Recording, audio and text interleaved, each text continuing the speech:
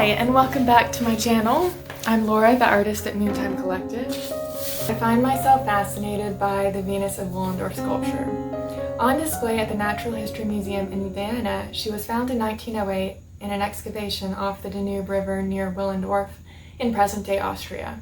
But the oolitic limestone that she's made of most closely resembles a section from the southeastern Italian Alps, meaning she somehow traveled along a route up to 1,000 miles.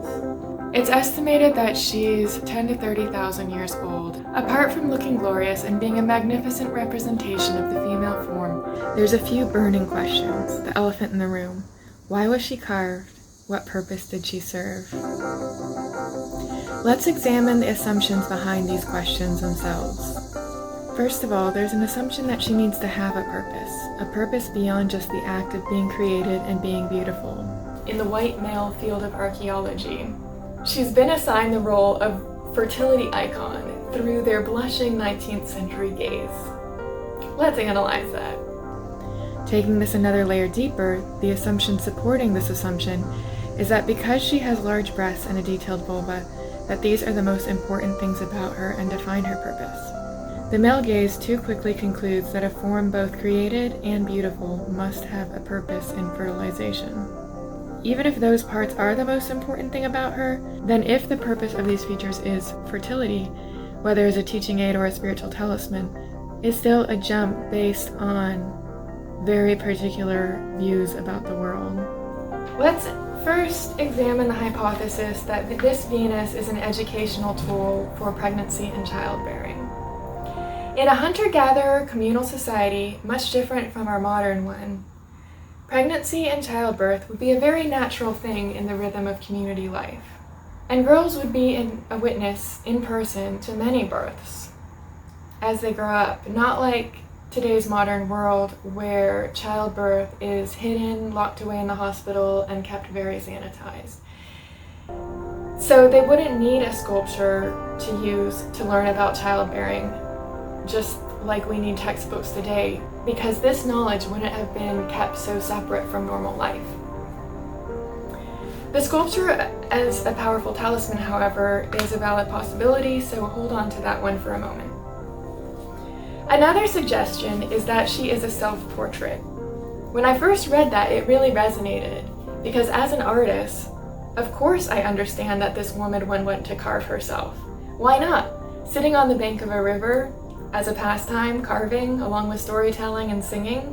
In the surrounding layers, there were other carved stone, bone, and shell items, including some rudimentary or unfinished human forms and a lot of tools.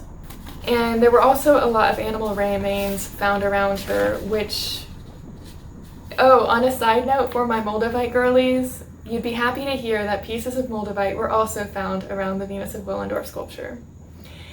It makes it seem like this site was used as a hunting base for over 1,000 years. But I'll get to what I really think about her purpose in a minute. First, I have other questions, like where are her feet? A lot of similar Paleolithic forms have no feet, but just pegs. And they couldn't stand upright on those pegs. But her feet are broken edges. And my first inclination is that rounded pegs like this wouldn't have broken off quite like that. Maybe she was on a base, like an odd hood ornament, but they don't have cars back then, so it couldn't be that.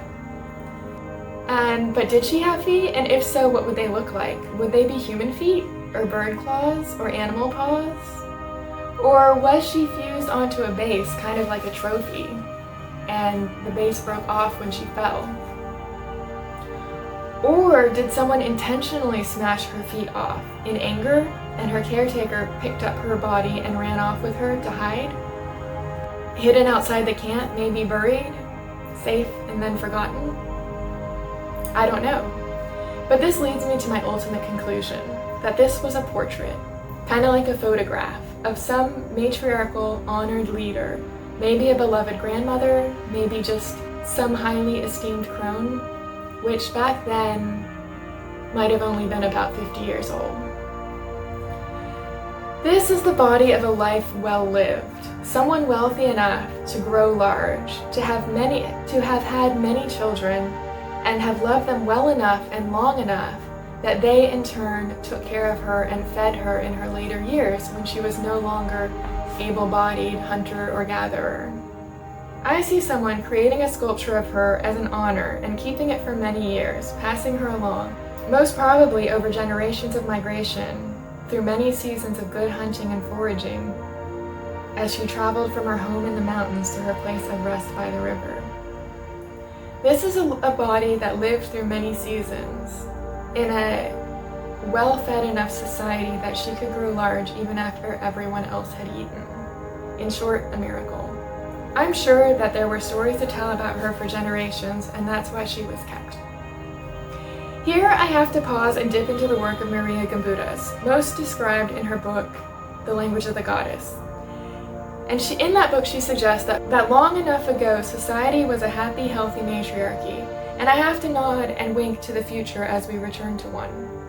Not a reverse power structure of the patriarchy, but one built on the matriarchal values of earth-loving, child-loving, love-loving, good times.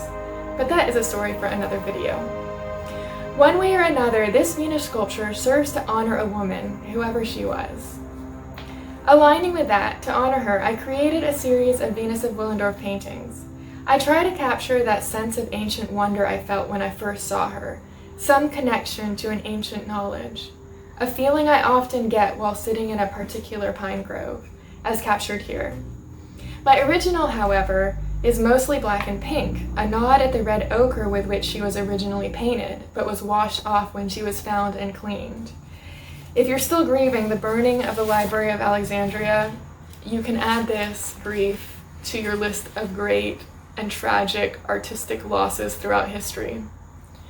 Prints are available, as well as a series of originals created for this project: the Joyful Spring Venus, the Desert Night Venus, the Turquoise Venus, and others. By the way, a lot of old sculptures had their paint removed. Before I get to my final thoughts on the Venus of Willendorf, please like and follow me if you also like to celebrate art and the imagination, while we examine the myths and structures that make up the world we live in, while shifting our values towards a better future. At an art fair, one of the first where I had her prominently displayed, and I must admit I was a bit shy to display a nude form, however abstract, a woman came up to me to ask about her and bought one. "I'm on a journey to rediscover and connect with the divine feminine," she told me. "I'm going to frame it and place it by my mirror to contemplate every day," is what she said. I thanked her and mispronounced the word Gigle, but I promised I would think of her on her journey to connect with the goddess, as she looked upon this Venus. I wish I had said more, that the goddess is already at work within you. You only need to rest and look within. You're already complete as you are. And maybe I would have invited her to a new moon circle. But I often don't think of the right thing to say until later. And as she walked away, I was overcome with the feeling that we just enacted an ancient story that we had played out a million times before, for thousands of years. Woman sells art at a market. Woman comes to market looking for a greater connection to herself, buys art, and is blessed on her journey. I hope this story finds you well, wherever you are. And this is what the Venus of Willendorf means. The true purpose of the Venus of Willendorf is to connect women with their truest inner selves, and to connect women with other women. Thank you. Follow for more. And I listed some of my sources below.